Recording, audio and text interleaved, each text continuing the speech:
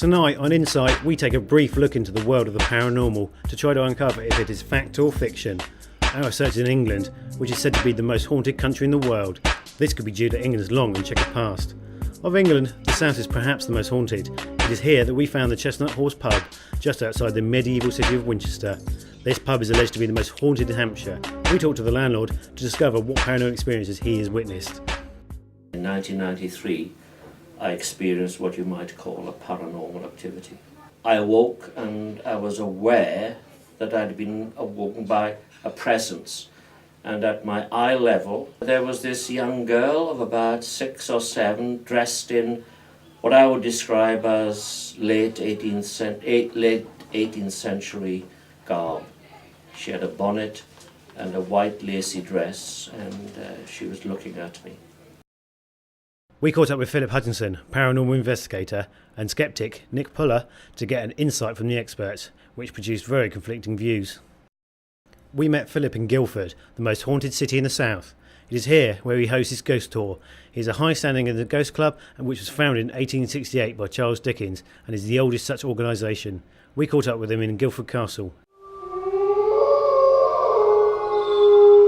January 2002, I was part of an investigation at Woodchester Mansion in Gloucestershire. I was in a group in a car near the front of the convoy. There was 40 people on the investigation and the TV crew. We think it's one of the largest attended investigations there's ever been. It was about 10 o'clock at night. We do these things at night, not because it's spooky, it's simply because there's less chance of light and sound pollution.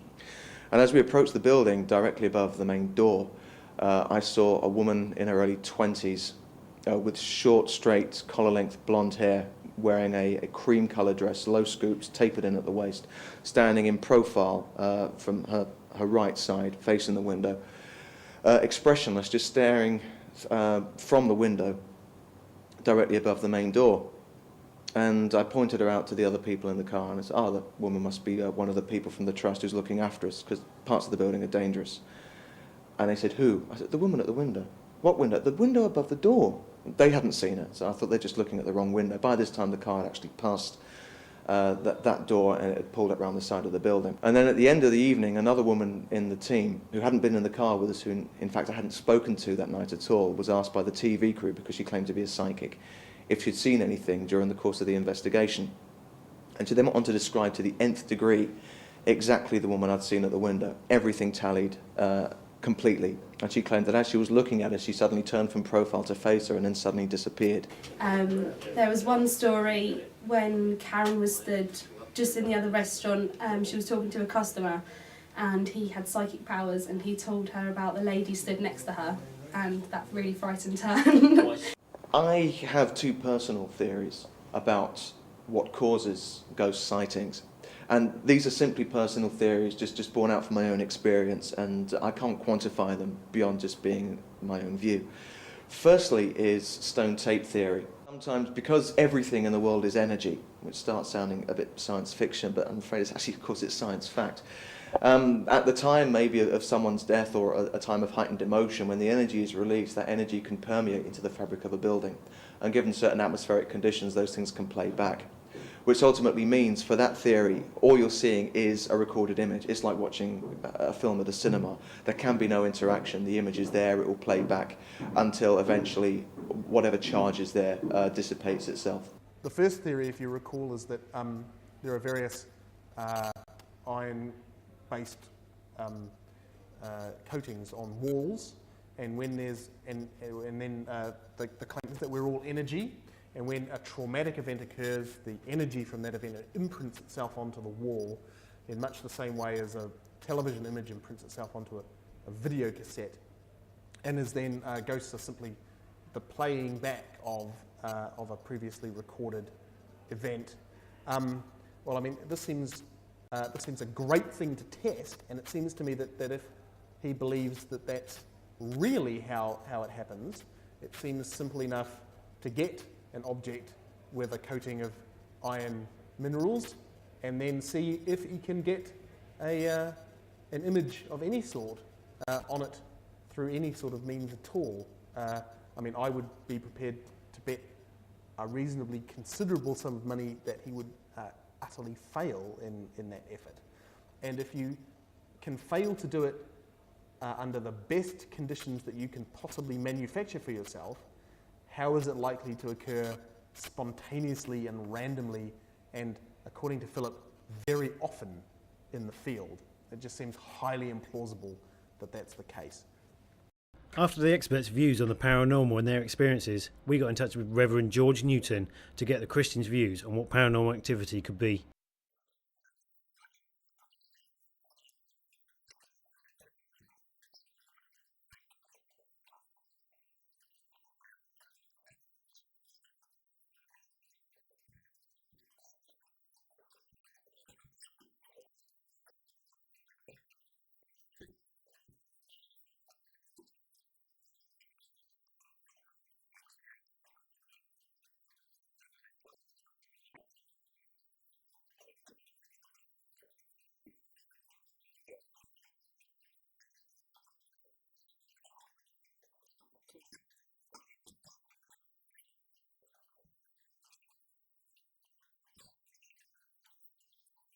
The other theory is to do with time slips, and this one sounds like it is straight out of H.G. Wells. It's not.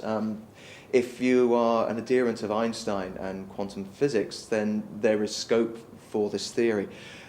And to simply explain the theory, most people think that time is linear. You have the year 1500, 2000, 2500. There is a great distance between these things, and those dates will never meet. Well, one of Einstein's ideas was that actually time wasn't linear at all, and it could be just like a coiled up ball of wool. And although to get from A to B along that line would take a great distance, everything exists in different dimensions, and you can have times one just directly on top of the other. All these things are together. But because there is a difference in dimension, generally these things aren't accessible. And for me, this would explain why sometimes you can hear ghosts but not see them. There can be energy that moves things.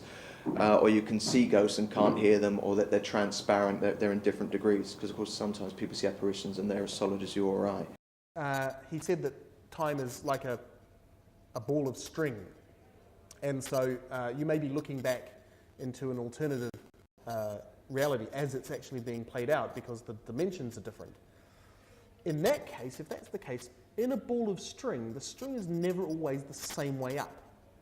So we must ask ourselves, why is it that when we're looking into the past, why do we never see events that are upside down? Why are they always the same way up, on the same sort of level as us? They recognize same sort of doors and so on. I mean, his idea just makes no sense on its face. And again, it's not the sort of thing that's impossible to do research on. So if he thinks that it's true, then I would advise Philip, instead of spending his time at night in haunted houses, to get a PhD in physics and general relativity and time theory and show us that he's right. Because if he is, isn't there something of great value for us all to know and believe? But if he's wrong, surely he's wasting his time. Showing Philip's interview to the skeptic produced some very interesting reactions. We thought it was only fair that he had the right to respond. Another thing that Nick appears to have actually overlooked in this footage is that I myself am also a skeptic, and what I was putting forward are two possible theories about the best theories we have at the moment to explain what paranormal phenomena might be. Now, he has basically attempted to demolish both of those theories, and that's fine. If he thinks he's done so with that, I don't particularly have any problem with that. But I also noticed he's not put up any alternative theories himself.